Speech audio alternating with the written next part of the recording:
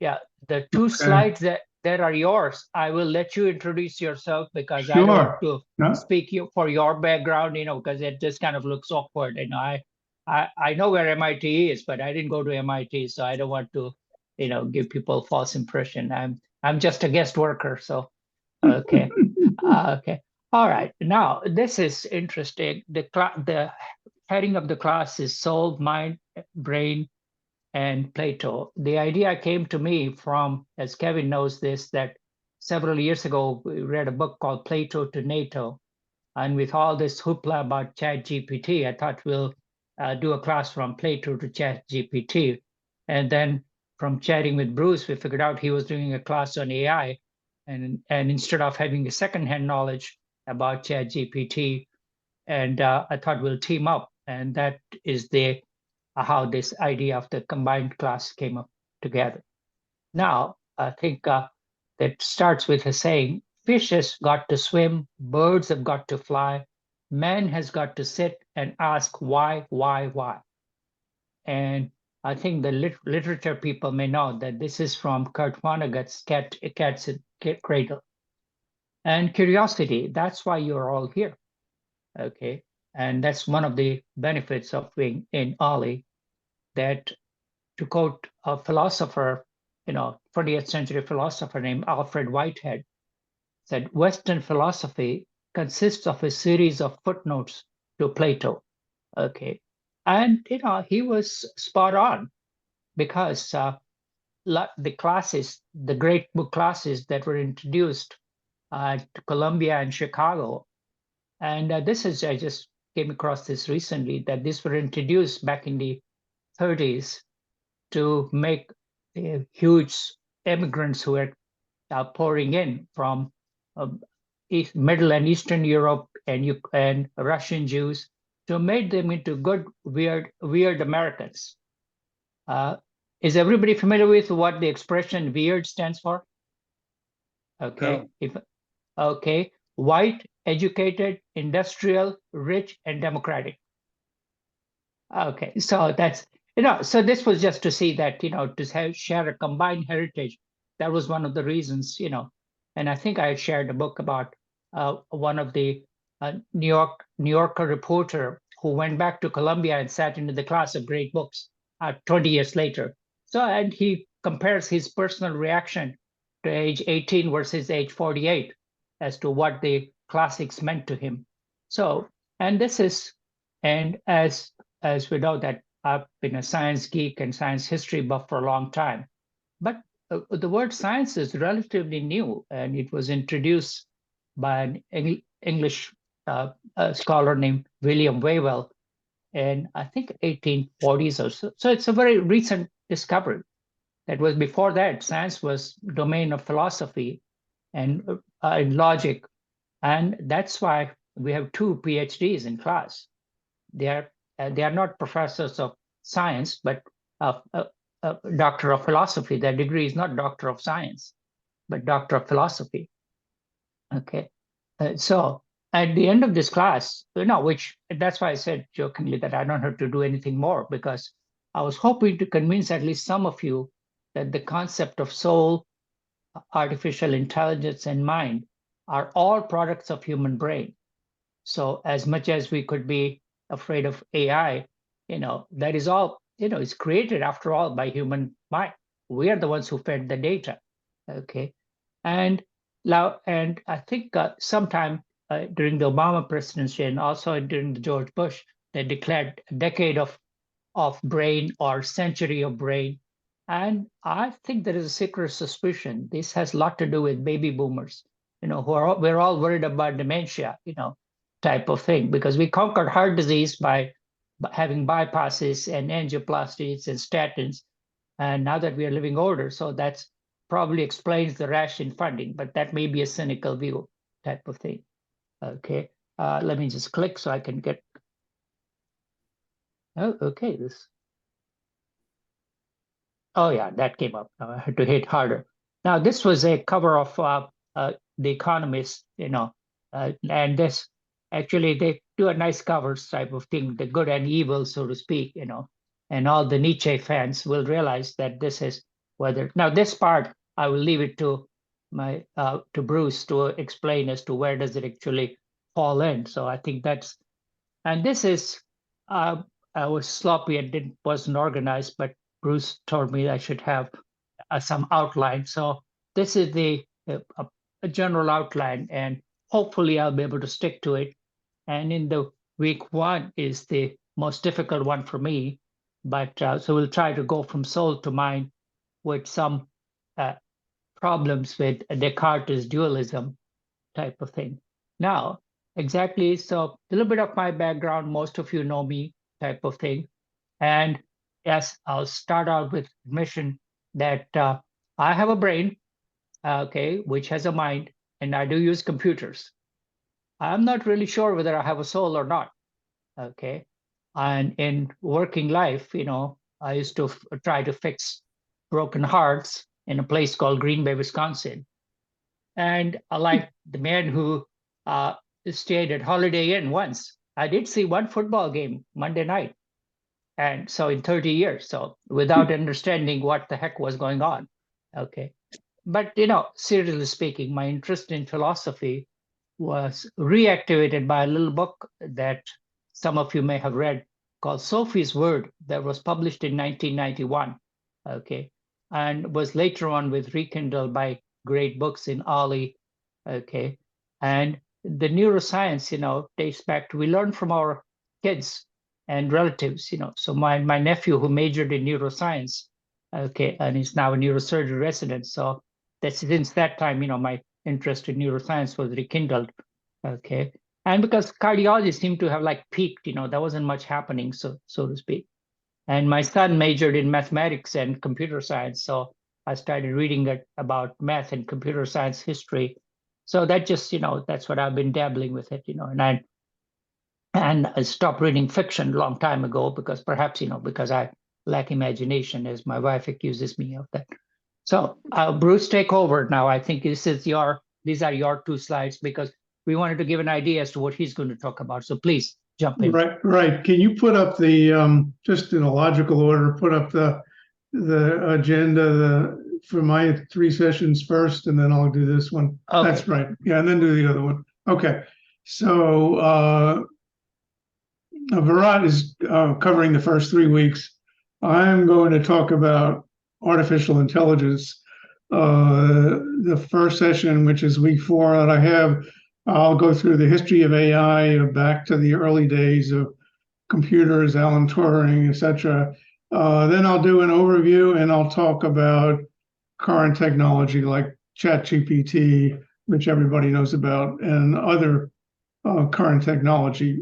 And then the following week, I have some demos of some of the tools. You believe it or not, there are literally hundreds of these models now, maybe thousands, because people have decided there's some money in AI, and actually big money.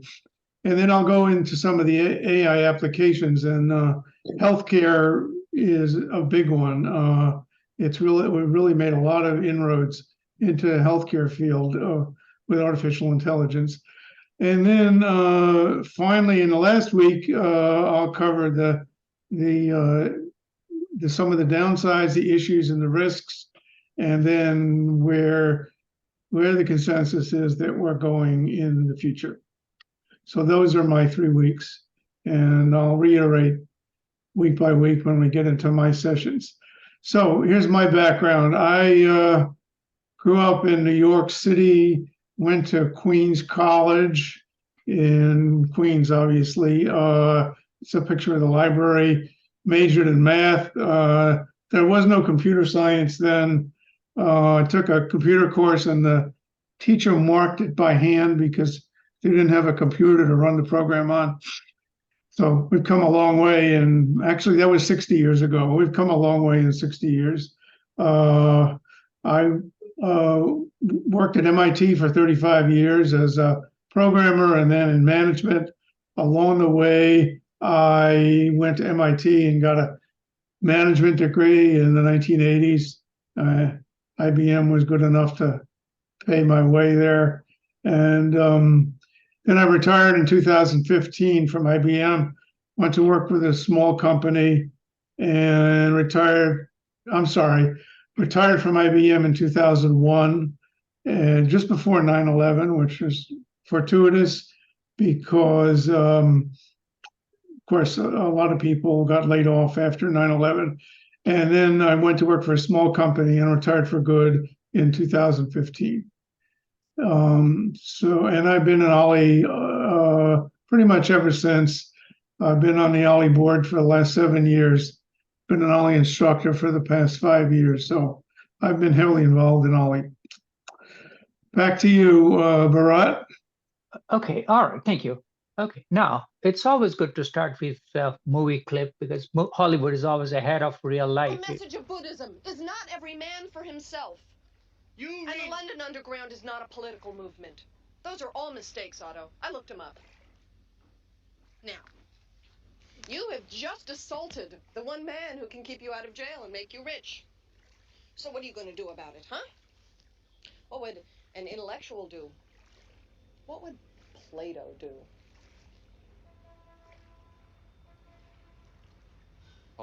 Pardon me? What? Okay, so this, you've all seen the bumper sticker, what would Jesus do? So for this class, the theme should be what would Plato do?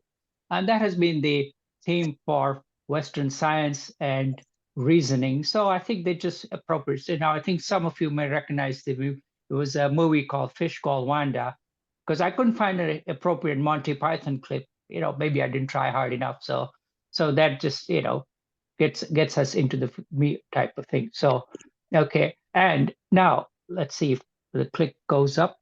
Okay, now this is a concept, justified true belief, that dates back to Plato type of thing. And this is in his knowledge is justified by true belief. That is to say, I can only assert a belief, an observation is knowledge if it can be justified and it turns out to be true. And that's really the crux of the philosophy of science, about experimental results that are put together to create theories. So in other words, justified and subsequently tested by further observations. And so this is, the crux of Western science. Now, again, let me click this forward. Now, I think at least some of you would recognize this sculptor. Okay, anybody? Where is it?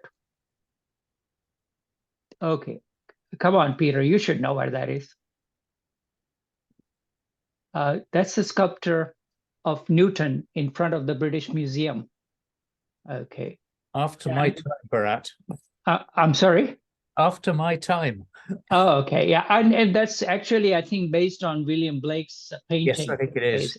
Yeah, so that's what it's based on, And just recently, I read a book by Simon Winchester on knowledge.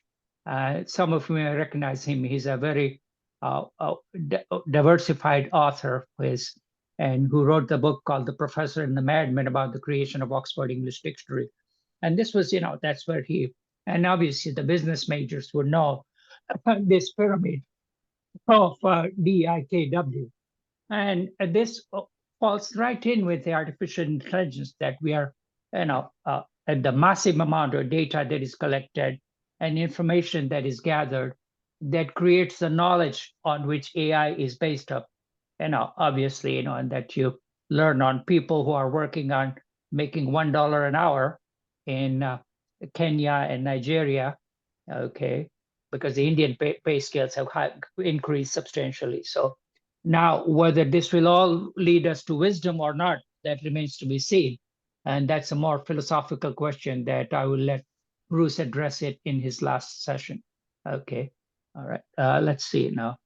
Okay, and this is an interesting book that perhaps all this knowledge, we're trying to find out whether there is true intelligence or true knowledge, or what is the root of consciousness, which is the big problem in neuroscience right now. You could find arguments back and forth, and we'll have some interesting things which have happened. The storm in the teacup in neuroscience of consciousness that has occurred recently. I shall address that probably in the second week, And this book that just came out recently comparing Argentinian author named Borges and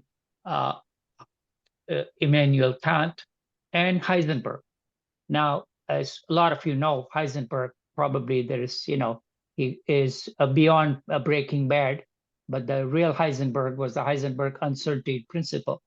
And he was also a philosopher. And later on, he had written a book about physics and philosophy, about how not everything can be known. And so perhaps that had to do with the controversy that was there between quantum science, quantum theory, and standard Newtonian, and the controversy that went on in the 30s between Einstein and Bohr. Okay, now these are the two statements that the computer science people would very know. And the first line in green is the statement that Ken Jennings made after losing to IBM Watson. I, for one, welcome our new computer overlords. And on the other hand, so that's kind of, the AI that we can just sort of live with. On the other hand, this is one of 2001 Odyssey. I don't know which one it was, 2001 or 2010. This conversation can serve no useful purpose, Dave. Goodbye. And hell just terminates the whole dialogue. So whether we're going to get into the so-called good AI, so this is just a take on that. Okay. And again, this is, along with Heisenberg, we can finish with Gödel's statement about mathematics, that either mathematics is too big for human mind or that human is more than a machine. So this may be, some of these problems may be unsolvable type of thing. So, and that's interesting, the stuff that one learns into. That there was a talk given by one of the really pioneers in AI, a Frenchman named Lecoun, and that is called Epistemology of Artificial Intelligence. And now this is talk about convergence of field, and that's where it came into that perhaps, sometimes we may not exactly know the theory, but we know how it works, type of thing. And so that may be, putting the cart before the horse proverbially. That may be the case that we may run into, that things may work because some of the people do not understand. We don't understand how consciousness works, but we still have a conscious experience. And, that may just turn out to be an illusion or hallucination of some sort, but that there are varieties of schools of thought that just into. And then again, the comparison from BC era to current era. So there are some of the slides, again, this is the classic image of God giving us wisdom. Okay. And you may have seen this, obviously. I know I'm somebody, and this has to do with, our ego. Either the child is a follower of Jesse Jackson, or was brought up by very devout religious parents, that thing. So this was, so it just puts us as to how our brain evolves with nature and nurture. And rest assured, John, I have enough slides on genetics. So, okay. And this is, basically the brain, And now there was a taboo that people, while, in their diet, they include liver and kidneys, but at least, a lot of times there's been a taboo about eating brain, okay? And contrary to what Steven Spielberg showed in one of the Indiana Jones movie, no, Steven, Indians do not eat monkey brain, chilled or not chilled. But there are some cultures where they do eat a brain as organ meat, sheep brain that is fried with eggs and omelet that is, served in Spain, and it's a Spanish delicacy. But again, so that the brain is basically not much to look at. It's a gelatinous mass, looks like jello, basically 80% water, 10% fat, 10% protein. And it's rich in vitamin B12, niacin, iron, and copper. But you have to be careful. It's quite high in cholesterol. Okay. Now, it is possible that, looking at archaeology, that Homo sapiens did eat organ meat, looking at the skeletons that were excavated in Rift Valley. Okay. So, but at the same time, we learned the hard way about, cannibalism with Kuru, and we're not going to have time to talk about brain diseases. So this is, I'll just mention it as that. Okay, and so this is okay, and okay, and again, obviously it goes very back to the early days of personal computer. Okay, and now these two images are, people do people recognize these images? Speak up if you'd care to. Okay, One on the right is the Grata Familia. right, yeah, exactly. And the other is a termite mound. Okay, and you can just see the similarities. It's like this was an interesting thing that when we talk a little bit about intelligence, about the collective intelligence, that we may think we are anthropocentric, that yes, we are on the top of the pyramid, type thing. But this is the collective intelligence as to how, and obviously, they're termites, but it's how they manage to come together and put in an architecture together. So that just, but it's a sobering thought as to how things have evolved. And again, this was, I will leave this to Bruce about. This was a big breakthrough that the biochemists Peter and John and said, well, that this is the protein folding. There was a big revolution, and this was a niche item where DeepMind, had a big ace in the hole with protein folding, and it's making a dramatic impact. Okay, so this is the combination of body and brain and mind. So all the three things are interconnected. So that is going to be the theme of our talk. And again, getting back to the past. Now, again, this is the quote that may be familiar to quite a few of you. That let no one ignorant of geometry enter. And this was inscribed about the door of Plato's Academy. And that's just, the one thing that we have to, the Greek miracle is to finding of the abstract thinking, and that was, and so this is one of the that we have.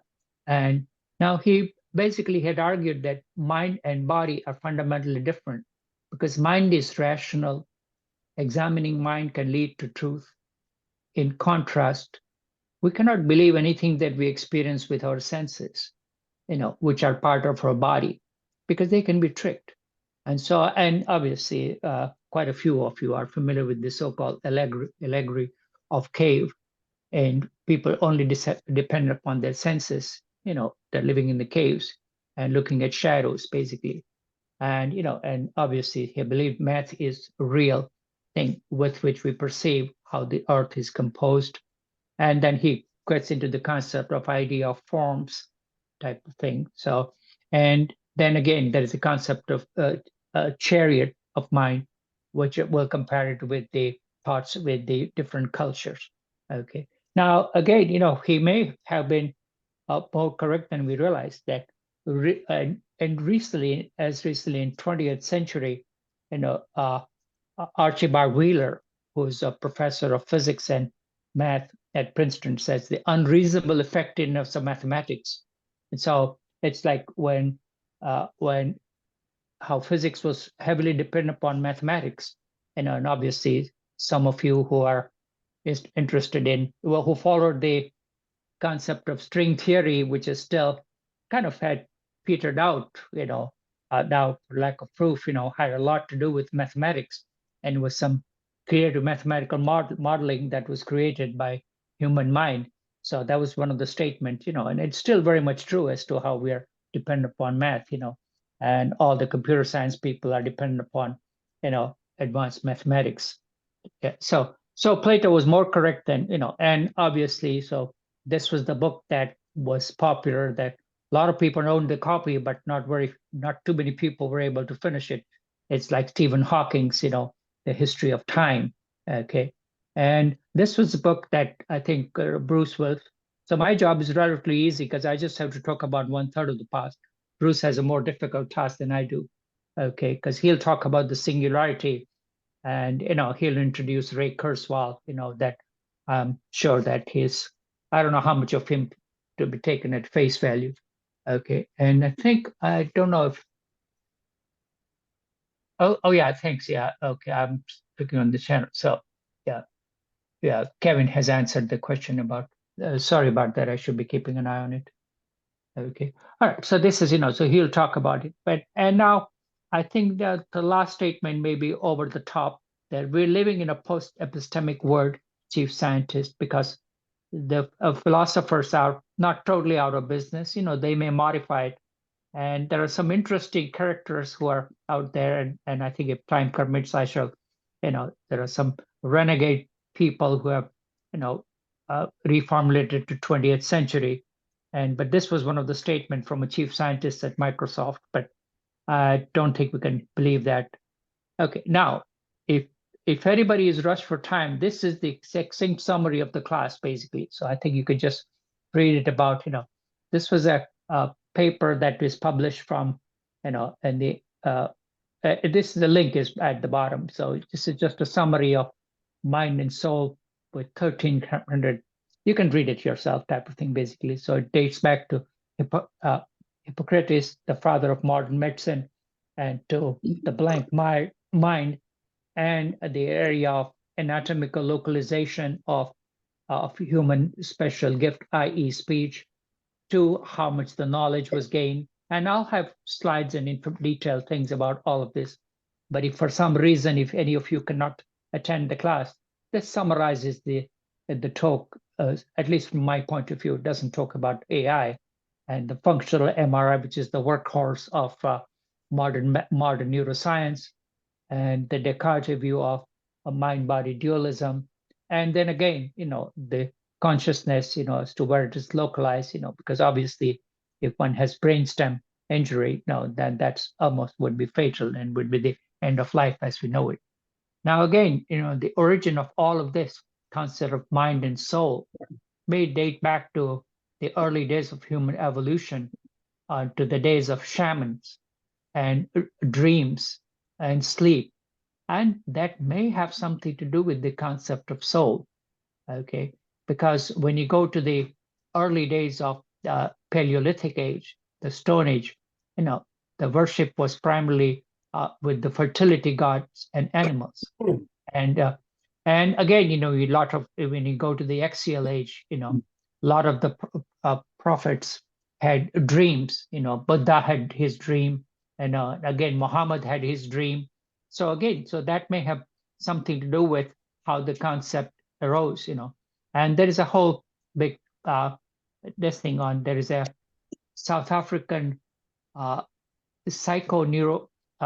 neuroscientist named Mark Soames, who has incorporated a lot of the dream analysis. And we'll talk a little bit about the resurgence of Freud as we go along. And just about every culture that you look at has had concept of soul. Okay, some of the African cultures have it as many as 4 souls. And the idea of, and the Egyptian Book of Dead had concept of soul. Some of the Mesoamerican cultures have a concept of soul and sacrifice. So the concept is there with evolution of human mind, and it dates back to thousands of years. Okay. Okay, and again, at the same time, there was a lot of confusion in the early days because there was a taboo against doing autopsies, and even when autopsies were permitted, they examined the brain at the end after doing the whole cavity analysis. By that time, the brain was sort of mush, and people couldn't make much sense out of it. And obviously, the perception was brain just sits there quietly in a cavity, not making any beats, or you cannot perceive that with heart like you do with heartbeats or respiration. So that's why it's understandable that all the focus was on heart. Okay, and so this goes back to the days of Gilgamesh, or Indian Rig Veda, or the Egyptians, and even in the early Greek philosophers, heart was considered the seat. Okay, and again, but to his credit, we have to say that the father of modern medicine, he was on the right track. Okay, that from brain and brain alone, this was a remarkable, insight, as you could say, that man ought to know that from brain alone, our pleasures enjoy. It's a beautiful quote equivalent to what Charles Darwin later said, which is, where our brain is the interpreter of consciousness. But again, that still did not take, in spite of his, a power of insane. And Galen had challenged this concept also by doing an experiment on a pig. He cut the vocal nerve, and the pig the squealing stopped, type thing. But he still was focused on anima, or the animal spirits. And then the concept changed into, after when the dissections became more apparent, to the spirit was in 3 ventricles, because they saw these big cavities in the brain. And this idea somehow percolated through the Arab Enlightenment, and it continued even to Thomas Aquinas, and even the father of modern cardiology, William Harvey, was also focused on heart as the seat. And it took until the 18th century, and when the great Thomas Willis, did this mathematical with meticulous dissections, and isolated this so-called circle of Willis, the blood supply to the heart, that we started focusing on brain as the center of human cognition. Okay, and for even during the Shakespearean era, Elizabethan era, in The Merchant of Venice, there is a quote: "Tell me where the fancy bred, or is it in the heart or in the head?" Okay, and there are various words in German also. There is a German word which I'm sure I'll butcher, Blindheit, that is the blindness of the soul. And there is actually, and they were not too far from the thought, because instead of blindness of the soul, there is actually this thing called cortical blindness. And for those of you who are medical people, it's called Anton syndrome, which is fortunate, it's very rare. And there is also another thing about how certain parts of strokes that occur is called blind sight. And we'll have more to talk about how the vision is interpreted in the brain. So there is a lot of interconnectedness with the structure of the 1,500 grams of mass to the brain. Again, dating back to the various concepts, that the Egyptian Book of Dead, the soul concept was that varieties of words, so like, came across this chart, which I thought it would be a nice way to summarize. The Egyptian Book of Dead, Ka was a person's double. It was a life force, and at death, it was separated from the body. And there is another concept which came as Ba, B-A, Ba, the spiritual entity, which is the human-headed brain that was hovering over the dead and arose from the tomb. And so that was part of the soul, which was traveling between the living and the dead. Okay, so this was, and so this was one of some of the earlier thoughts that went about, and one can find a lot of other these things. But those of you who are interested, and they also talk about the Keru, the goddess of truth, justice, and balance. So there were thoughts that were, I'm sorry. Okay, let's see if I can go back. Okay, and then again, we'll talk later on about Plato and Aristotle, which the next 2 slides, and we'll end up with Descartes, hopefully, by the end of this session, where we have the problem with, dualism that has arisen. Okay, and so now, this was one of the earliest class that I took, was on, the book called Swerve, okay, and which is, well, the gentleman who gave the talk, had talked about the comparison between Greek mythology and Indian mythology. And I have a book on my shelf, which I can show to sometimes, if I can reach over the concept of soul. Let's just go over the Greek concept. Okay, psyche is soul, thumos, and phrenes. Now, all these words, will translate out gradually. Okay, and as for thumos, was a word that was used to denote emotions, desired, and internal urge. It was permanent possession of a living man, to which all the thinking and feelings belong. Okay, and psyche was the soul, which was immortal, and so this is, this was at the same time there were parallel concepts that evolved in India. Asu was the life, manas was the mind, and the body. So it was the tripartite concept that evolved, and this makes no sense because these were if you look at the human migration, this was the migration that took place within the people who spoke the Proto-Indo-European language family. And I think that some of you have taken my genetics class, and we talked about the human migration that took place from Central Asia. And the one cline went towards Europe, another cline veered southwards and split into Indo-Iranian group of languages. And this enlightenment dates back to the British discovery during the early East India Company, between the linguistic links between Sanskrit and Greek and Latin. Okay, so this was, and so a lot of the concepts of Plato, again, dates back to Socrates, but he was, he was like Indians who didn't write down anything, but the Plato and Aristotle, their writings are available, and some of the concept of immortal soul, could have been brought in by Pythagoras, who had traveled vastly into, what was called Middle East or Babylon, and he may have even encountered some of the Indian thought during his travel through the Persian Empire. That brings me back to the book that Gore Vidal had wrote, like a historical novel. I think he wrote it back in the 80s, called Creation.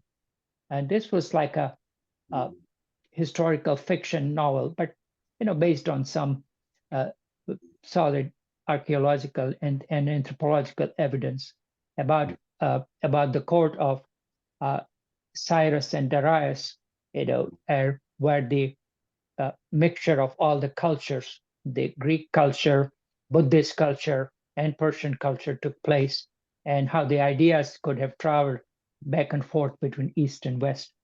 And there is historical proof for that when Alexander the Great went up to the border of modern day Afghanistan and what was called Bactria in those days, he's said to have met some Indian philosophers who were part of the sect of Jain philosophers, and he may have had some intellectual discussion, and that may have brought back some of the ideas, and vice versa, some of the ideas may have traveled.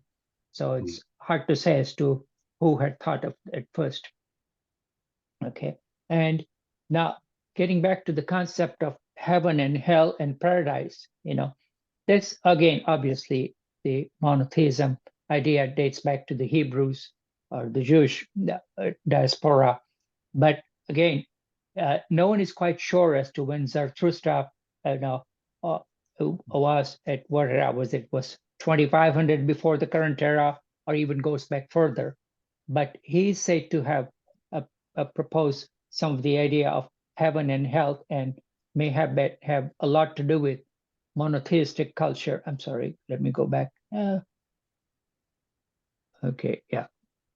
Twitchy mouse, sorry.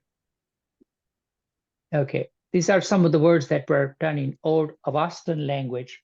And Avastan and the Zarathustra, some of you may not be too familiar with the Zoroastrianism, but growing up in India, I'm very familiar with Zoroastrians, who are now called Parsis, means the residents of Persia. Okay, and that religion is sort of dying out because that you cannot convert to Zoroastrianism, and the only way the West would know about is by Nietzsche's book, Thus Spake Zarathustra.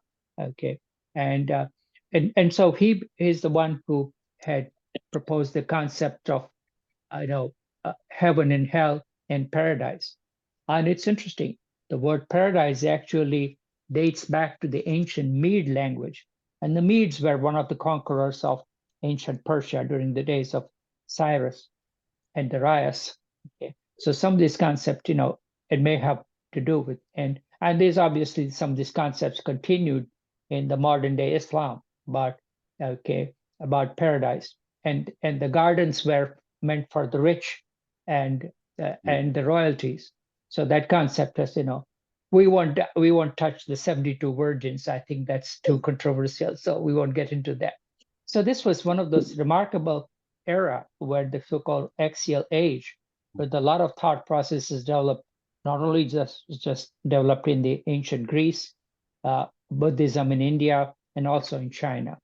I think just for sake of time, I'm not going to talk much about the Chinese philosophy, but that's a totally, and for those of you who are interested, I have some references that I ran into a book called The Patterning Instinct. Okay, and that has a lot to do with how the Eastern and Western thought processes have separated as to how thinking with head versus thinking with heart, or the more holistic approach. So there's some interesting literature. And I think Kevin recalls that he and I both read a book called History of Ideas, written by Peter Watson. And some of this material that I borrowed from him. And Peter Watson is a remarkable historian writer, and I think that's the book that, what's called History of Thoughts and Invention, from Fire to Freud. And that's a little older book, but it's still very, very useful to get over the intellectual history of humanity.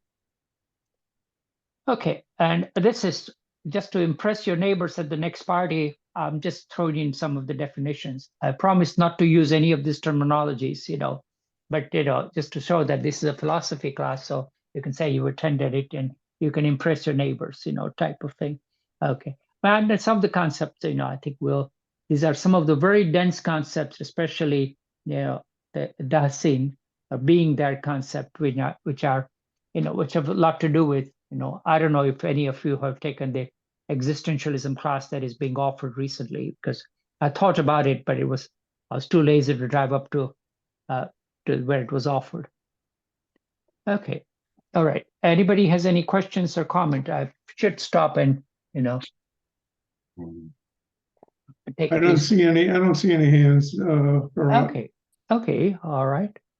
And okay, so these are some of the concepts, that if you start reading into some of the, even just and the most references that Stanford Encyclopedia of Philosophy, that is one of the best references that one can find, that type thing. So that would be a good source for if anybody wants to dwell more into this type thing. So, and believe it or not, there is a book that I just came across called Physics and Philosophy. That's a 300-page book, that if anybody's curious enough, I'll be glad to share it, Okay. And again, getting back more into Plato. So he described, different, and even before Plato, there were other philosophers, who were, thinking on those lines about, the intellectual mind, starting from Democritus, where the intellect was true, and one cannot rely on senses alone. And there are other people, names include Parmenides, separated soul from the body, okay? And the concept of dualism was already being formed before Plato came around, okay? And he's the one who came up with the concept of tripartite soul, and the intellectual soul, where the virtue and wisdom were the most important things, and one cannot rely on the senses, basically. And and again, it separated the body from the mind, and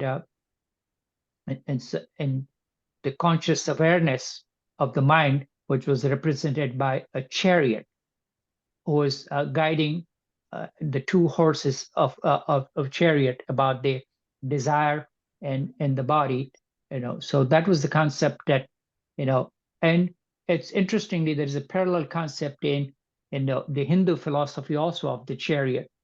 And there are several classic books that were written after the Hindu classic of Vedas, which are called Upanishads, which started later. And again, you can see the concept of similarity. Self as the lord of chariot, the body as the chariot itself, and the intellect as the charioteer, and the mind as the reins. okay, and the senses are the horses. So the concepts are very similar in both cultures that may have evolved parallel or that might have had interaction. Okay, and again, and while in the Western concept, and the soul was considered separate from the body, while the Hindu concept looked more inwards as to the when look at the famous statement in which is said in Sanskrit, which Tattvam Asi, which was translated, it can be roughly translated, thou art that, which is the expression shows the relationship between the individual and the absolute. Okay, and so they started looking more inwards, and that is the philosophy of Vedanta that was carried out. And again, that may have something to do with how they did not focus on reason, which while the Greek concept, of reason, flourished a lot more, in further, over the next 1500 years. Okay, and again, now the Anil Sheth is a well-known British neuroscientist, who has done a lot of original work on consciousness. And this was one of his quotes: "The notion of soul may have outlived its usefulness." Whether one agrees with that or not, that I shall leave it to your personal thing. And it's interesting that he was traveling in Italy, and he was interviewed by uh, it, an Italian reporter, and about the soul, and it was the headline next day in the Italian newspaper that yes, uh, we have soul, but that is made of tiny little robots. Okay, so that's goes as to how the newspaper reporters can uh, make headlines. That's not exactly what he said, basically, but that's how it came out in the Italian newspapers. Okay, so this is, but these are some of his links about, and I will have a lot more to talk about his ideas and the controversy about the theory of integrated information theory of consciousness. Okay, and just to give you a prelude, just like there was a letter written for artificial intelligence, about 100 scientists said that this particular theory is pseudoscience. And that has been the storm in teacup that started in neuroscience, which has just exploded recently. And so that's, and okay. And again, just to outline, this is the comparison between Aristotle and Plato, which I think I have to move my monitor to read, And again, the idea of the dualist concept of immortal soul, it's the highest state after death. Okay, and again, his theory was primarily of theory of forms and the horses that we already love, appetite, emotions, and reason. Okay, and again, so this you can just see the similarities that we outlined with the Hindu thought also. On the other hand, Aristotle was a lot more practical. Okay, and it's again, one can say how the pupil outshone the teacher, and he actually did experiments and tried to establish the process of logic. So he was more on the correct track, as to that they could not be separated. It's understood through matter and structure of the body. Okay, and again, he exemplified varieties of soul, like the different levels of soul.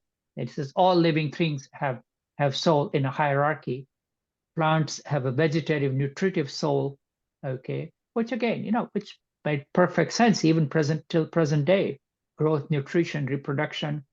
Animals have additional power of perceptions, while on the well, last but not least, humans have power of reason and thought. Okay, and there are some Greek words for it, which you can read in the notes if you care to. Okay, and the rational soul, which is, we can say that one has to take our hat off. 2,000 years ago, he was way ahead of the right. So, and this concept of soul differs from that of Plato, and again, from Rene Descartes, who followed him. So you can say you have to, and it's amazing how wide the influence is, and just reminds you of an incident from Simon Winchester. Simon Winchester was flying on a plane back in the late 70s, and he orders a Coke, and how widespread, and the Bengali passenger was next to him says, "Well, why are you doing this?" I said, "It makes me happy." Okay, and the Bengali's response was, "If you want to be happy, you should read Aristotle." So it just shows as to how widespread the influence of Western culture was in British India, and again, like even going through school, I had read more about some of the Greek history and than Indian history. Okay, so and again, the concept was carried on, with the rise of Christianity by two of these scholars, a person named Philo of Alexandria, who was a Jewish diaspora in Alexandria. And after Ptolemy's capture of Alexandria, when he established the kingdom, he was trained in Greek philosophy and tried to correlate, the Hebrew Bible with the Greek philosophy type thing. And the quote that, was interesting, that who's Plato, if not Moses speaking Greek, okay, and again, this was, and then he interpreted, some of the stories. I'm sorry. Okay. Now, again, originally they were against the Greek philosophy, but the early Christianity adopted the Greek philosophy and became part of it. Okay, and some of the concept, was translated into sort of what is called "Let there be light" into logos as the word, and even the Adam and Eve story was related to knowledge and pleasures of flesh. Okay, and some of these ideas that came about, so I will have a little link to a video that I came across, and some of the early fathers of Christianity had tried to separate the mind and body and incorporated the idea of soul and the Greek philosophy gradually over a period of time.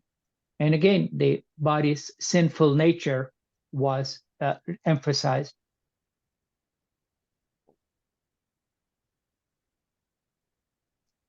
And again, that's a timeline goes back just from Plato onwards to to the other thinkers of Christianity, which are very well outlined in this timeline. Okay, and dating back to the modern era. So the concept of mind-body separation was vastly incorporated into Christian theology. Okay, and I have some nice videos for this for those who are more interested in thinking about it. And again, there's another interesting character who came in a little later called Moses Mendelssohn. Now, the name may be familiar because it's his descendants were related to the great to the musician, and he again tried to integrate varieties of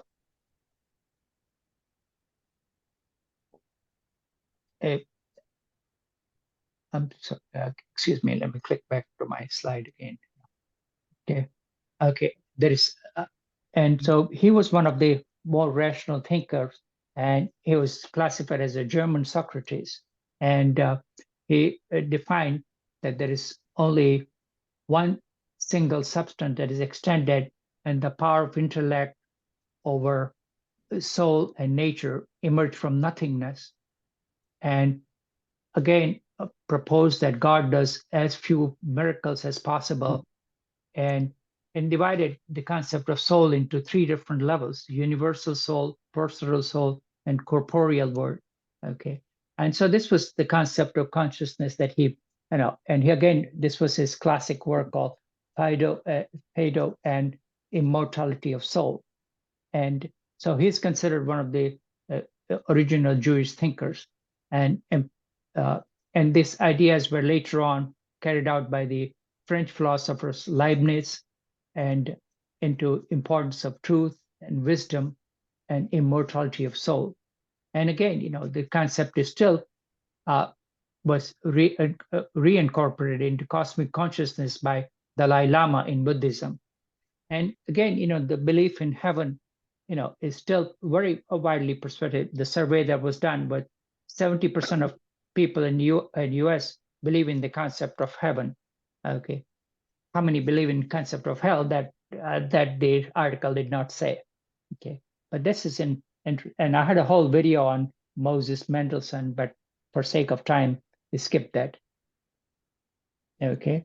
And again, the mind-body separation, I just thought this was hilarious that I could not find too much on who Dr. Alferus was, but this is somebody who was in Indiana as to how the two mind-body separation was still very much, say in the 19th century as to how, the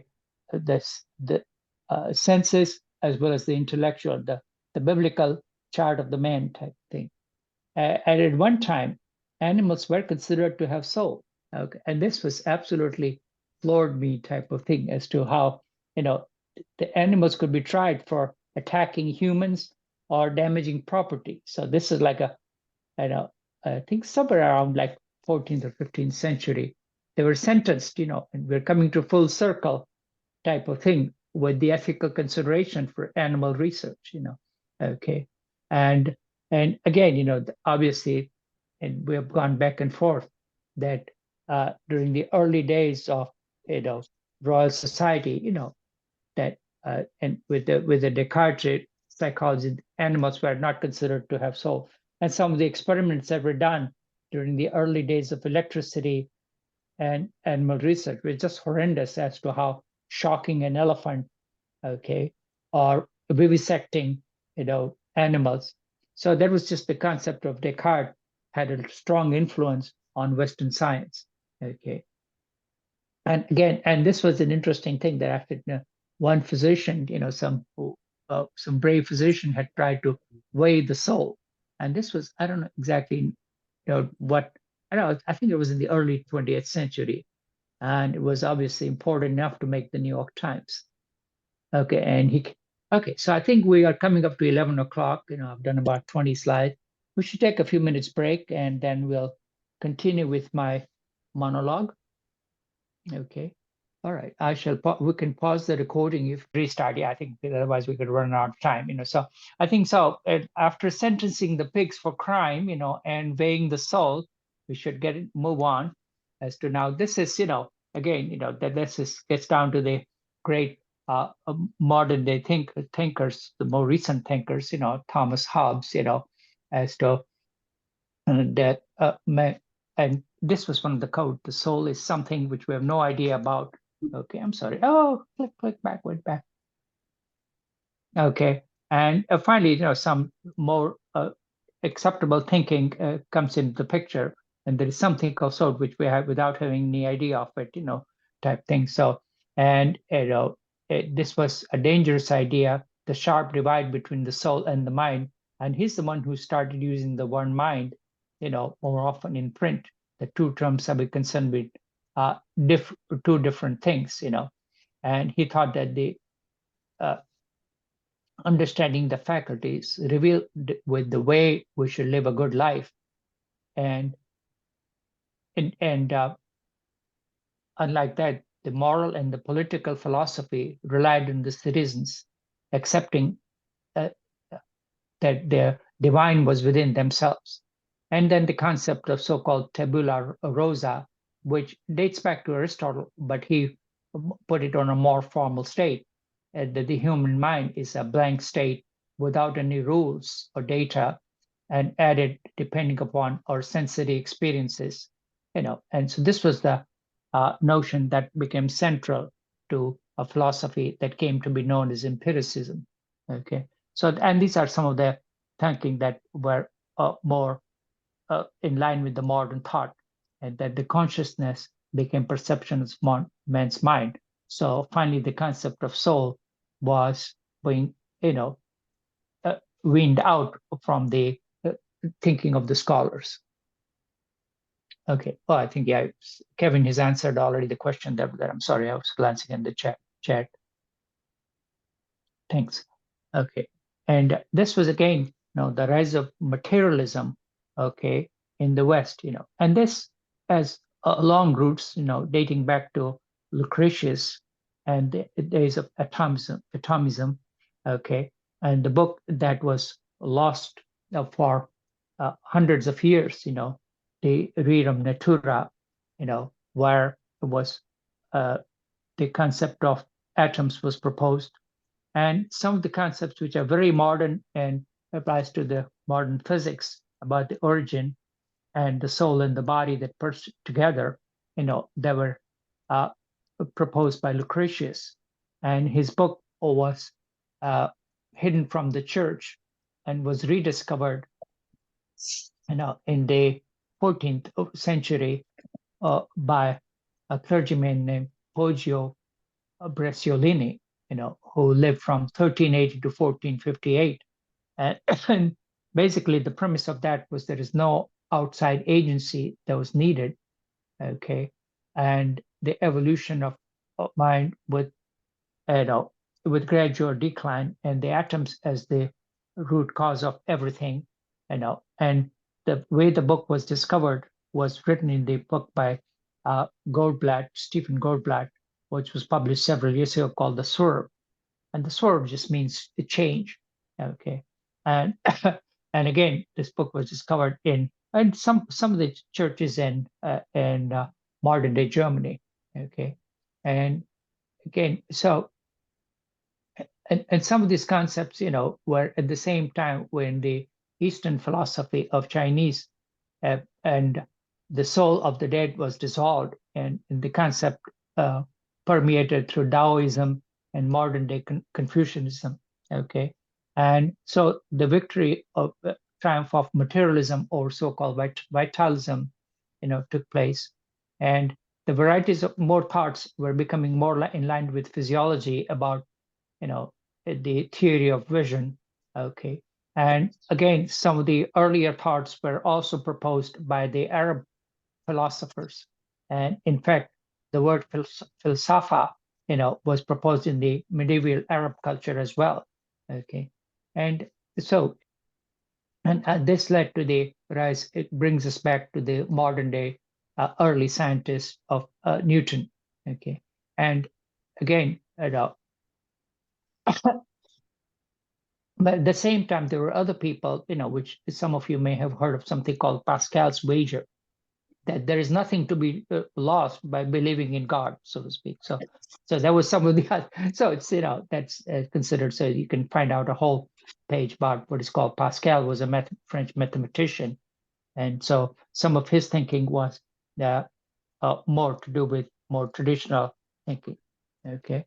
And again, some of the other scientists, which were, by this time, the rise of the early industrial age, the mechanizing of the soul was coming into picture. And and a fellow named David Hartley proposed mind was the brain, basically, okay? And a difference between the spiritual and, even though he was Anglican, it classified as to separation of these two there. So that was some of the earlier thinking was done also on the French side by a guy named Julien de Lemaitre. He was a more determinist in the 18th century. And his belief was that mental processes were caused by the body and were expressed in thoughts. And his most important work was Man is a Machine, okay? And expressed his belief that humans work like a machine. And it was, it built on the work of Descartes, that human body is more like a working machine, okay? And again, that goes back, La Home machine. And again, obviously got into trouble with the authorities at that time. Again, and this was, and the idea of man is a machine may have given the idea to the writers of the infamous Fanny Hill, and as to Fanny, while she's having sex, she imagines, that, being, devoured by a machine, so to speak. So that idea may have, I don't know, traveled across the continent. Okay, so somewhere along the line, the idea that transfer from soul to mind, so this is, the crux of the Enlightenment era, which was John Locke. We talked about the use of word mind, and again, the science ideas were further developed by Immanuel Kant and David Hume.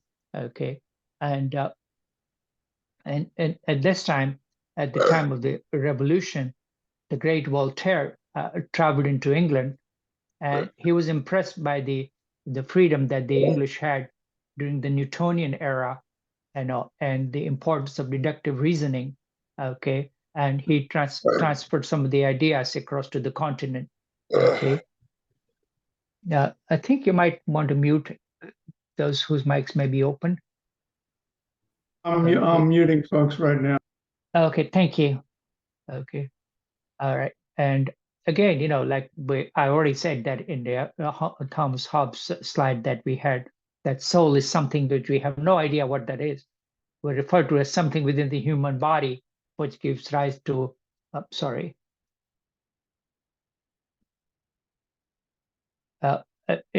to emotions and sensation, which we call something, but without understanding what we are talking about. Okay, and again, this cartoon tells you about the theory of mind as to, when you've been married so long, you have an idea. No, you don't. So we don't, and again, and we talked about Moses Mendelssohn and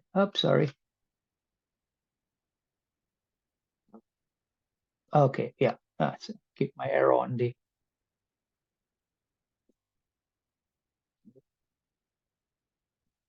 Okay, and at this time, a lot of the animal experimentation was done as to where at the understanding of Royal Society, and we talked about, and at the same time, with the Enlightenment of Germany, there were various concepts of self that were being developed by Goethe, and the German word for that was called Bildung, okay, and which was process of harmonization of mind and body. Going back on my slides.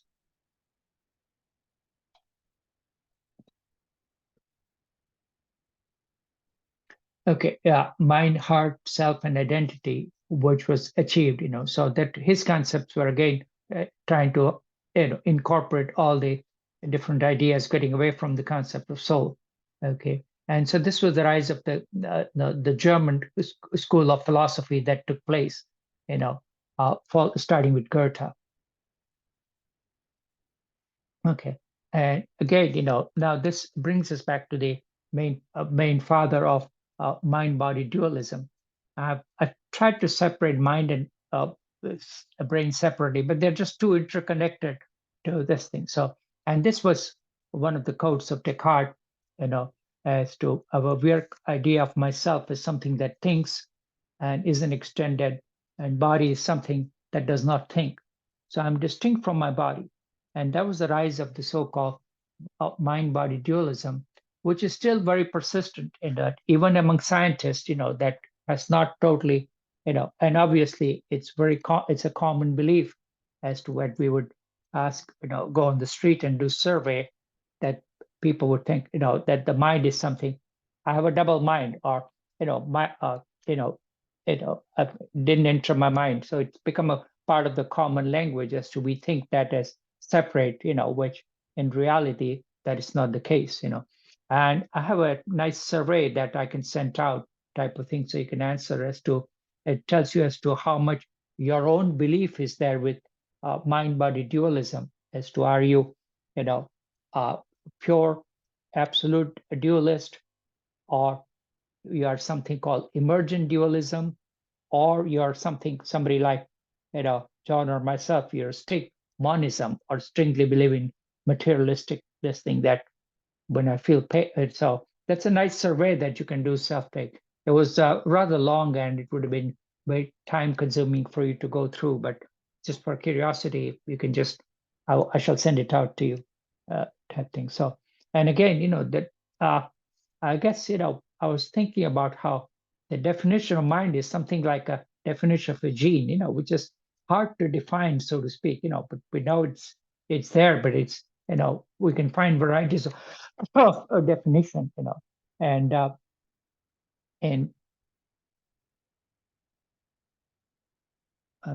okay. and these are some of, like an organism has a conscious mental state. What it is, it's something like that to be an organism. So you can just see that's like a word that it's like a repeats on itself, So it's not really a clear-cut definition that is there. Okay. At the same time, people who believe that mind is like a computer that just believes us, okay, well, we have enough input and there is enough processing that is done and there is an output. So that's a more of a people who believe in the mind brain as a computer analogy. But you can see that we shall see as we go further that we have problems with that idea, basically. So it's not really as to whether, there are varieties of arguments that one can find as to whether brain is works like a, and the analogy of the book, the video that I had sent out by Matthew Cobbs, that depending upon what was prevalent at that time, we have gone to the concept of brain as starting from a water pump or tubes to a loom to telegraph, to the most recent one as a computer. So whatever the technology was in vogue, we have compared our brain to that particular, analogy. For example, in the early days of electricity, it was all electrica. Before that, it was considered as loom, okay, and then telegraph, okay, and most recently with computer type thing. So, okay, so these are some of the ideas that have come about, okay, and again, we talked about, and the last but not the least, the great psychologist, physician, who had compared William James, he'd compared mind as a stream of consciousness, which is continuous, okay? And again, whether that is, you believe it or not, or that's up, will be up to you, because that may be a type of an illusion, like a motion picture, because, the way the mental states are perceived and interpreted by the brain is a lot more complicated than just and that's a word that has entered the common belief system called the stream of consciousness. And again, the Oliver Sacks has a whole essay on stream of consciousness. And so that plays out in the so-called theater of mind, okay? That's a concept, a well-known philosopher from Tufts, I should say, named Daniel Dennett. He's talked about so-called theater of mind, that there is like a little image that is being played in your mind, which is called the inner theater. And inside that, there is another theater. And that's the concept that Daniel Dennett had proposed in his book, sometime written in the 90s, okay, about consciousness, the mind-body dualism. And this was one of the pictures that I took of myself, at the famous sculpture of the thinking man, okay, and this was the famous statement, I think, therefore I am, and this was in the margin: we cannot doubt our existence while we doubt. And he published posthumously, several books were published called The Search for Truth, and he expressed, the famous idea, I doubt, therefore I am, or what is the same basically as I think, therefore I am, okay? And the modern day rap singer, Eminem, has a song, I am whatever you say I am, So, and so this is again, this concept, and then again, with the early days of anatomy, he proposed that the soul was situated in the so-called pineal or pineal gland, which was the only solitary structure in the brain, which was where the seat of consciousness and soul was. And obviously, it turns out that it's not really the case. Okay, but that was the. Now again, some of the women who are contemporaries of him, like the Princess Elizabeth of Bohemia, and another English intellectual woman. There were a few who were original thinkers. A woman named Margaret Cavendish had actually questioned him that this does not make sense, but he did not get around to addressing this, so I doubt, therefore I am, okay. And more recently, that finally, the thinking has, there's a well-known computer scientist named Andrew Ng, who had written a book as to finally, with the brain project, the individual connections of brain and mouse brain have been isolated. And this was his dedication to his book that he had written back, I should say, probably sometime around 2008, to my beloved mom and dad for creating my genome and molding my connectome. So it's, so we are a big mixture of our genome as well as connectome as to how our synapses are connected with each other. So this is finally, we are getting into the more modern thinking. Now, again, this all boils down to primarily, goes back to the evolution, because it goes, we'll talk a little bit about the role of evolution, or actually the major role of evolution. And finally, the man who was at the top of the pedestal and like the best creation, that was knocked off by three people who, Copernicus, who removed the view of, Earth as the center of everything, Darwin, obviously well known, and even Freud, who proposed the concept of three levels of mind: the conscious, unconscious, and the so-called subconscious. So these were the three people who challenged the superiority of man at the top of the so-called great chain of being pyramid, as the evolutionary concept was that man was at the top. On the other hand, when we look at the modern evolutionary tree, we are just at the end of a little twig of mammals. And for all practical purposes, we could have been wiped out, and but for the few accidents. Now, again, this has a lot to do with our genes, okay? And just recently, I just came across a book about the evolution of mind. This is written by an English neuroscientist as to how the mind changed. And this was new to me, that a mutation in a gene for development of jaw, because you look at the chimpanzee gene, the chimp's jaws are, huge and powerful, okay, and the muscles are, they can literally crush you very easily, while a human jaw is relatively small and dainty. This may have to do with the mutation in the myosin, which is the protein inside the muscles of the jaw muscle, which is the so-called masseter or chewing muscle. And that mutation might have led to a smaller jaw, leading to the expansion of your skull, giving rise to a more room for brain to multiply. And again, so this is, and there are varieties other than, I don't want to say that is the only thing, but again, you need more room for the brain to expand, because human brain is a lot larger compared to our body size. Okay, so that was one of the modification. And there's other modification that took place in about 30 gene modification across about 130 brain regions. And last but not the least, cooking and more calorie intake.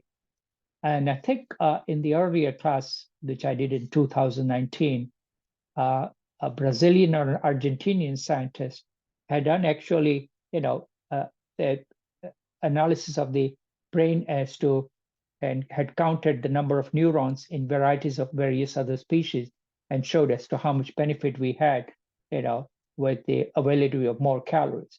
So in other words, we can say that the chimp has a lot bigger calories, because just to see the amount of calories that they have to consume, they have to eat for almost 8 hours. So they don't have much time to do anything else, so to speak, explore. So we've traded the so-called large gut for bigger brains, okay? So one can say that, so for example, like humans are like baby chimps, and I had a whole slew of slides on evolution of brain, type of thing, but I don't think since we made the class smaller, I won't get, but I'll put some of the materials which are of interest type of thing. So along with gene, there are varieties of other factors that led to evolution, okay, which is the so-called social brain type of thing. So, and again, this may shock some of the anti-Freudians, but some of the ideas of Freud's are coming back into the things about so-called dream analysis and the unconscious. And as I mentioned earlier, well-respected neuroscientist now Mark Soames had tried to incorporate some of the old Freudian concepts into modern neurochemistry. Okay, and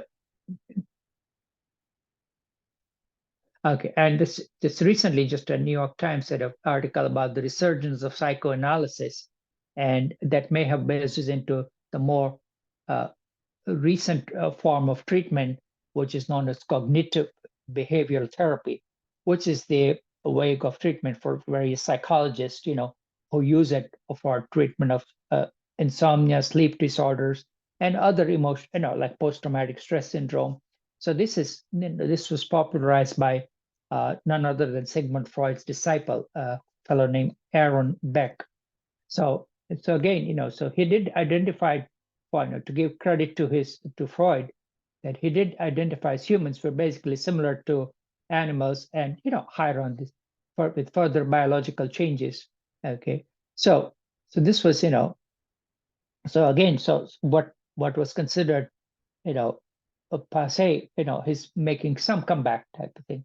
And the same way, when we talked about language, even the idea of Chomsky are being questioned with the modern large language models being come into thinking.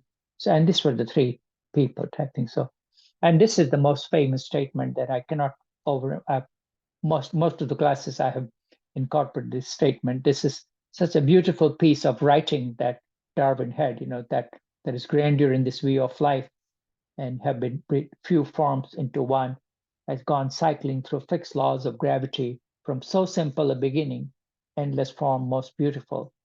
And these forms have nothing to do with the Platonic forms. But again, the analogy is very, very appropriate. Okay. And this is again, so you may recognize this painting by Salvador Dali of eggs on a plate. Okay, so as to are we born with blank slate, as Locke said, or with rich memories, Okay, and again, and there is some truth to that, because sometimes even a fetus starts recognizing a mother's voice and smell right after birth, and even taste is developed, because you would have a strong dislike and the preference of sweet taste, and I think I did a class on the science of taste, and that was some interesting stuff as to how evolutionary wise we are hardwired to some of this thing. And this is almost makes me fall out of chair, that even preference for music, that the cries of babies, the French babies cries with rising intonations, while German babies cry with falling intonations. Okay, so this is, it was amazing how some of the research was done as to how hardwired we can be sometimes. So, but some of these memories disappear, and the conscious memories start forming from age 2 onwards. Okay, but again, this can be influenced by other toxins such as heavy metal, alcohol, smoking, etc. Okay, and so this is and this was the painting, the Henry Fuseli's 1781 painting called The Nightmare. Okay, and again, some of you may have seen this movie about about the so-called locked-in syndrome, diving bell, and butterfly, which if you haven't seen the movie, I would strongly recommend it. It shows the power of human mind as to how this was a man who had a major stroke and was in a locked-in syndrome, and he could only move his one eyelid, and just by moving each letter, yes and no, he was able to write an entire book. Okay, and it's and that's it showed about the power of the human mind. Okay, again, getting back to the evolution, it's like how we said, that even though we are dealing with the modern world, we are evolutionary, while we're still, go a long way. The culture, it goes back to the early days of thinking, goes back to the Homo habilis, or the so-called handyman, and from that, that gradual evolution, or the so-called chrono-species evolution took place.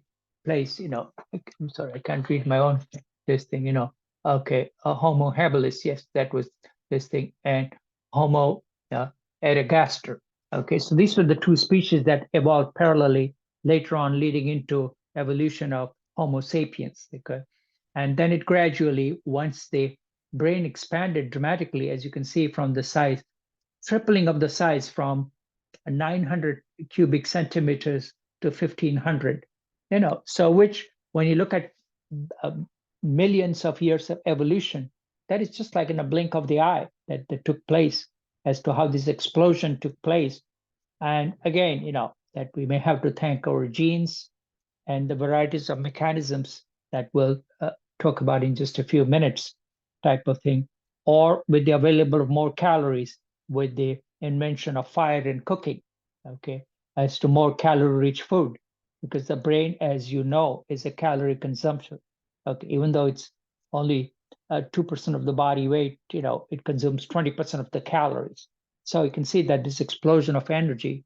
So as culturally, we evolved from what was called as a mimetic culture. And that fancy word means basically desire, okay, just reacting to your basic needs, from culture to something known as a symbolic thought, okay? And by that means being able to imagine things as to if you're chasing an impala, as to how you would go about doing that, and as to how you collaborate with the others, to so-called social brain. And so either you can, cooperate with others or compete with others. A lot of that have got to do with development of your cerebral cortex, okay, that expanded, folded on itself, So one can say that you can hail to the prefrontal cortex, which made us who we are, so to speak. And along with competition, cooperation, when went from so-called, then at the same time, when we had more free time, when went from grooming to gossip. And then again, from so-called mimetic culture that we talked about to went to something called mythic consciousness. And that is apparent in the painting in the Lascaux caves, and even some of the paintings date back to more than 50,000 years in Australia. Okay, so this was, some of the rise of thinking. And with this, particularly this thing, so-called, one can say that we ran across something known as metaphysical anguish, that led into fear of death and other natural phenomenon, and that may have led to the concept of soul and religion. Okay, and again, and to quote or not quote the great geneticist or biologist Stephen Jay Gould, okay, that religion may have evolved as so-called spandrel, okay, but that again, that is debatable type of thing. And again, and we already talked about the migration that took place, and for the rise that we took place with the gene. And there are varieties of other genes that took place. And when we talk about language, we'll talk about the popular gene called FOXP2, which has a lot to do with development of language, and as to how one gene definitely affected the development of human language.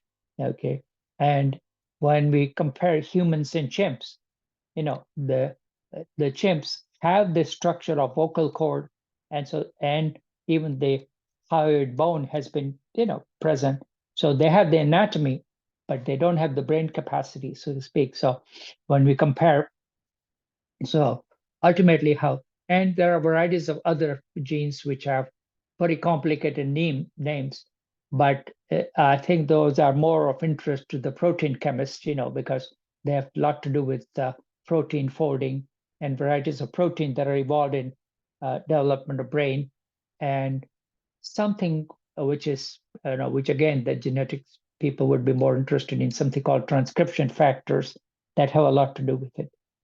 And last but not the least, there are other genes, which I think those of you who took John's class would recall. That's called HARS, called human accelerated regions. So, and these are the genes, had a lot to do with human brain development, which occurred exponentially. And the varieties of gene, again, you don't acquire, a lot of these things are gene duplication, or something called copy number variations that take place.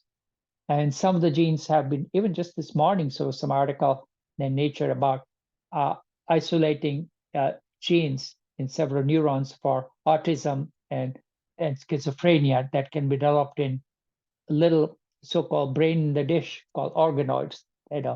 So and varieties of genes that were discovered called, these are some of the genes that occur in autistic spectrum disorder.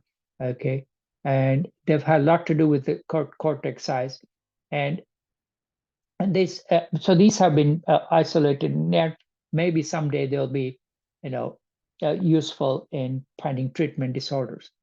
And again, last but not the least, the role of stem cells, that some of the mice that lacked a specific stem cell type, which is called glial cells. Glial cells are like, they were kind of usually neglected earlier, and the importance was given to something called the pyramidal cells, okay, and the other neurons. But the glial cells are like the glue and the workers in your brain. So the brain has different types of cells. And if the mice that lack the special cells, have a lot to do with the development of your brain tissue. Okay, so it's a complex interplay that takes place, and so again, this complicated sounding gene has a lot to do with varieties of proteins that are formed. I think it's, but it's called Notch2 gene, which underwent duplication. And if I can get my magnifying lens to work with, as you can see how the duplication that took place from orangutan onwards to gorillas to chimpanzees to humans, and how that led to expansion of, I don't know if you can read that or not, but that this particular gene had a lot bigger role in causing expansion of the, and again, if there are abnormalities of the gene, have a lot to do with microcephaly. So the ASPM is a microcephaly gene. As to how, you can just see one particular gene a lot to do with the, and that may have with the viral illnesses that we have dealt with, there was a disease that we may have forgotten already, type of thing. Okay, so this is genes that make you or break you, so to speak. So again, one can talk a lot, but this is not a pure genetics class. So well, I'll have we'll end at that. But you can just see as to how. So, and again, getting back to the comparison between the mind and brain, dualism versus physicalism. So again, so materialism versus Cartesian dualism. Now, why is that important? Because with the continued emphasis on dualism, we are neglecting a lot of the mental illnesses, like mind over matter, so to speak. Like if you have a addiction disorder, so okay, you can control it with your mind. You just have, not making enough effort, or even simple like obesity. So we have, by believing in just mind-body dualism, there are a lot of adverse effects that we can take place, and a lot of the, and we are discovering that yes, even obesity is not just always due to lack of willpower or lack of mind over matter type of thing. And at the same time, I was thinking this morning that yes, you can be anything that you want to be type of thing, and the so-called American exceptionalism, But again, if you don't have enough genetic material, I don't think everybody's not going to get into Harvard, no matter how hard you try, so to speak. So there is something to be said about, the materialistic view of thought, okay, as to, but that I shall leave it to your own personal thing, belief type of thing, as to where you fall into this spectrum of mind-body dualism versus strict monism or physicalism type of thing. And again, as to somebody who's enjoys studying neuroscience, I would say we are strictly our brains, type of thing. And we did a lot of talks on that earlier. And so, and and hopefully I'll try to argue and convince, as to how, the beliefs that our consciousness and our mind processes are and only a product of our human mind, which has taken millions of years of evolution, okay, to get us where we are. Okay, let's see if I can magnify this without losing. Okay, and these are some of the thinking that took place as to how, Okay, let me just skip that for the sake of time, so, okay. Okay, and now this is, again, Antonio Damasio is a well-known neuroscientist, and a few years ago, he had written a book called Descartes' Error, which again, he systematically outlines, the problem that we have in believing in mind-body separation, okay, and counts a lot of the information that has been done, obviously, one cannot do experiments on human brain, but as neuroscientists, people have learned a lot from looking at patients who either have had surgery or trauma or strokes, and they have been a good tool for learning. And we'll talk about no class on neuroscience is complete without mentioning Phineas Gage. Sorry. I'm sorry, Phineas Gage, and who's, and I'll have a slide for that later on, but he taught us a lot about how our personality is dependent upon the physical structure of our frontal cortex. Okay, so again, so we'll have a lot more to say about that. And again, that and it's interesting how I shared this with Peter that the first time I heard about Spinoza was, for whatever reasons, P.G. Wodehouse is very popular in India. And during my early school days, I had read a lot of Jeeves and Worcester, as our escape literature. And Jeeves, the butler, was a big student of Spinoza. And so this was, that's the first time I said, who the dickens is Spinoza? So that's when I looked him up. And again, Spinoza was, was a so-called Rebecca Goldstein, who some of you may have read some of her books. I think she's the sister of Steven Pinker, okay? And she had written a book about, Spinoza, the heretic Jew, okay? And he was, a Jew who's lived in Amsterdam, and he was again, was ostracized by both the Jewish community as well as the Protestant community type of thing, because his thoughts were totally outside, his, so he expressed, more related to nature, and his system did not leave any room for, transcendence. Okay, and his God was wholly eminent and synonymous with nature. So, he was, picked on by both this thing, but he has come into the vogue that some of his writings are considered very ahead of his time.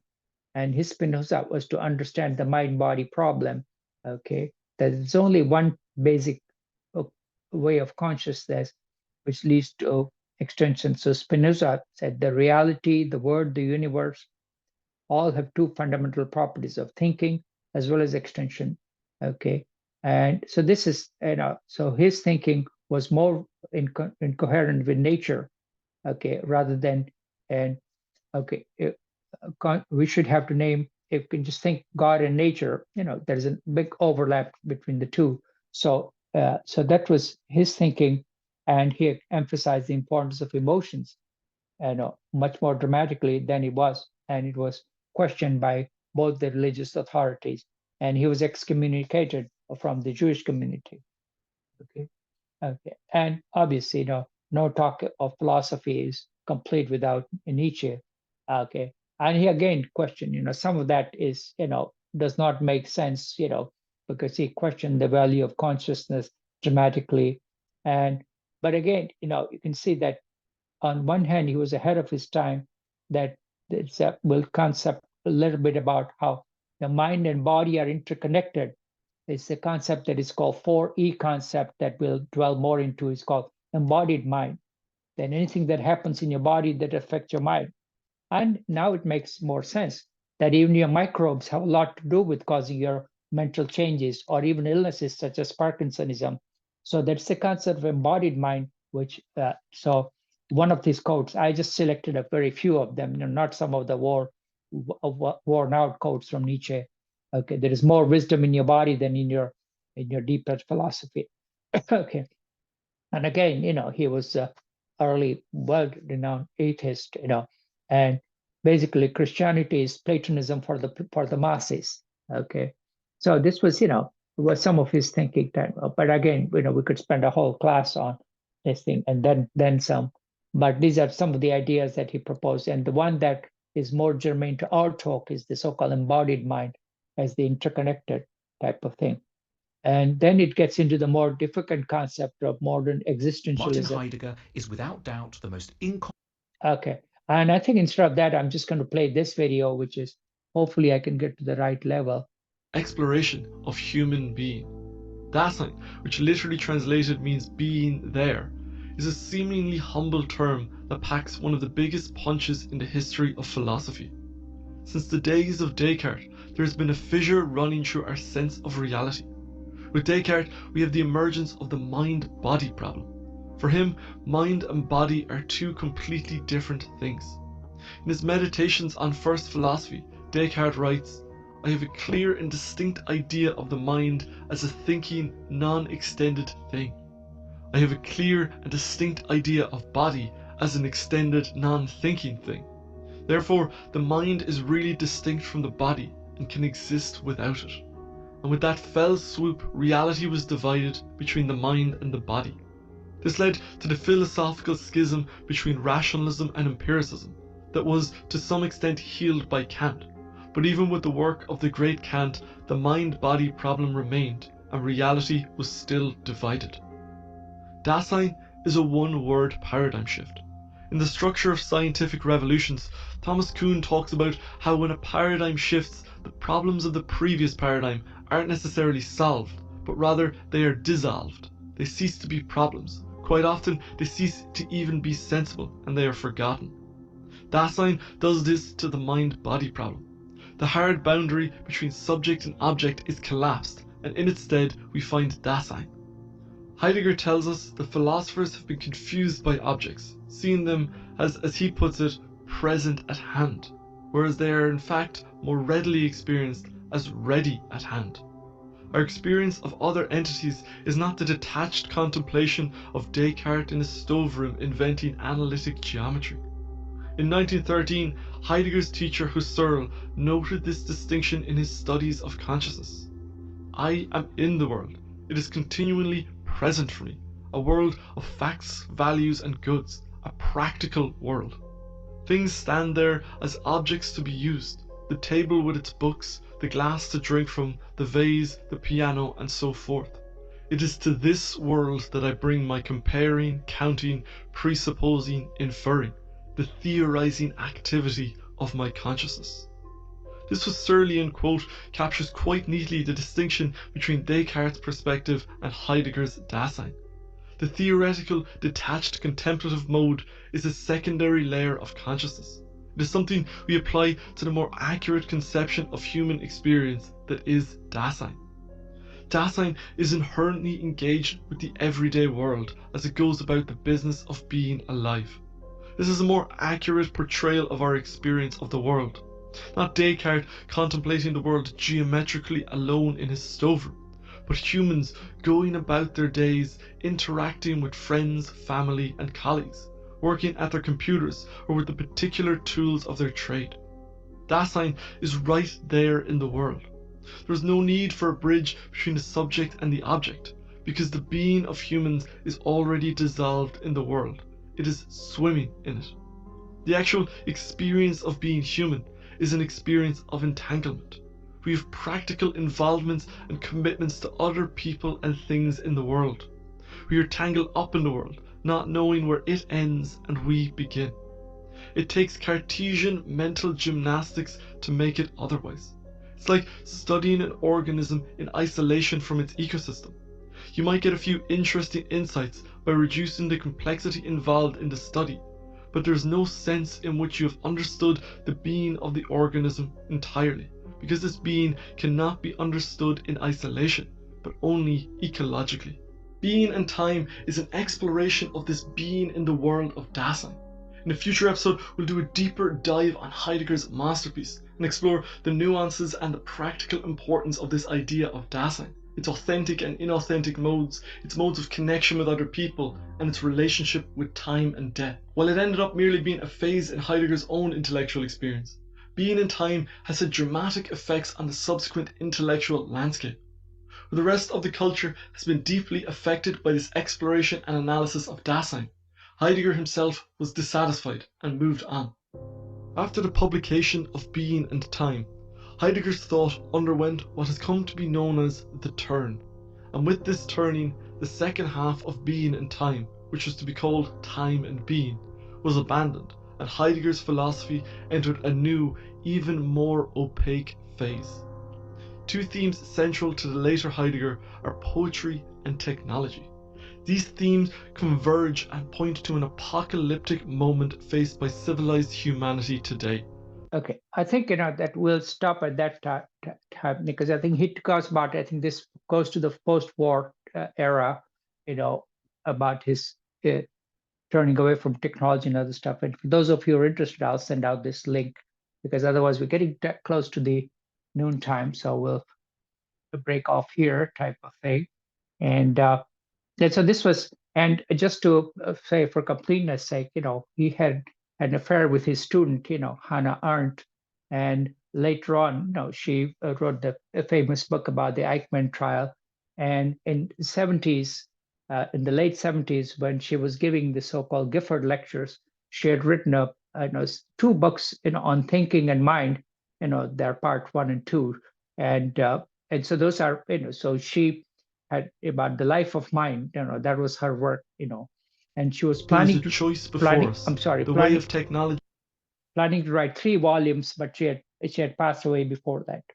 Okay, and so this is, brings us to the concept of mind, which was, again, I'll just, a couple of more minutes into this, and then we'll stop at this page because I think we're pretty on time.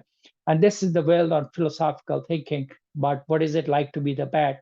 And this was one of the most quoted paper in neuroscience by Thomas Nagel, who is a philosopher. It's what is it like to be a bat, type of thing, as to how can we ever have this feeling of what it is to be like a bat. And there was question as to how the experience that we have of consciousness and mind, that's the concept of mind, and that we can never come to.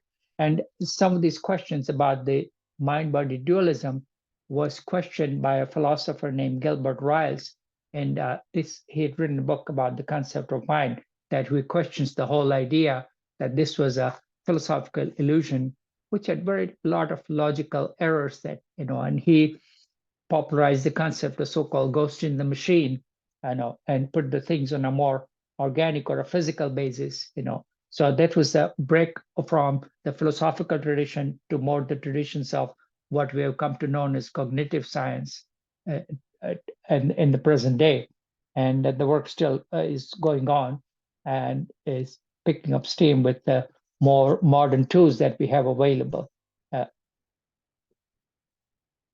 Okay. And again, so these are, now again, one can say that there is a whole spectrum of mind that we can decide called and this was a very famous paper written by an English computer scientist named Aaron Sloman, which is called The Structure and Space of Possible Mind. So you can see that there's a whole continuum between so-called agency, okay, as well as experience. It means agency because you're able to act upon it, and the experience. And you can see that human beings, we can see that we fall on a different axis type of thing. As to baby has a lot of experience, but has no agency, can't do much about it. The poor child is totally dependent upon parents, type of thing. Okay. Or otherwise, the person who are so-called locked-in syndrome, they have, they're somewhere, on the lower price, and the human beings have both agency as well as experience. Okay. And for example, a computer, has a lot of experience, type of thing. No experience, but agency type thing. Sorry, misspoke. And similarly, last but not the least, you say God has, agency type of thing. So, okay, so there are the variety of scales as to how the animals fall into different so-called mind club concept, that was proposed as to see how, and one can see. So that the whole concept of machine mind is not totally out of the realm of thinking. Okay, and again, as to whether that if some of you may have recalled or have read that one of the Google scientists was fired for claiming that the AI has sentience, sentience type of thing. So that was, again, so that remains to be questioned, and I'm sure Bruce will address more into it as to other. Okay, and similarly, we have another concept of device of the mind club. This was written by Christoph Koch, who is a well-known neuroscientist at the Allen Institute in Seattle, which is a well-funded uh, venture. Okay, and he worked with Francis Crick, and here's the two scales of defining intelligence and consciousness. And you can see machines have a huge amount of intelligence but lack the consciousness, while the the jellyfish has consciousness but very little in terms of the so-called the classic definition of intelligence. But no, they can respond to stimuli, but again, that on the consciousness scale. Okay, so the whole idea that gets down from DNA, from nature to nurture, okay, to the basic evolutionary principle of survival and reproduction. So these are the three basic concepts. So one can say the structure and pace of possible mind. So it's a whole, it's true of how the mind and uh, consciousness as well as agency spectrum interact. So we'll take up next week, when we talk about more about, I think we're almost done with mind and body type of thing, and we'll talk more about the theory of mind. And we'll continue next time. If I think we're getting up to the time where we should quit. I'll stick around, and if you wouldn't mind stopping the recording, and I think I'm pretty much on time, so to speak, as to I was hoping to cover about 50 slides or so, but I've done 40, so we should be okay next time. Thank you, folks, and I will stop,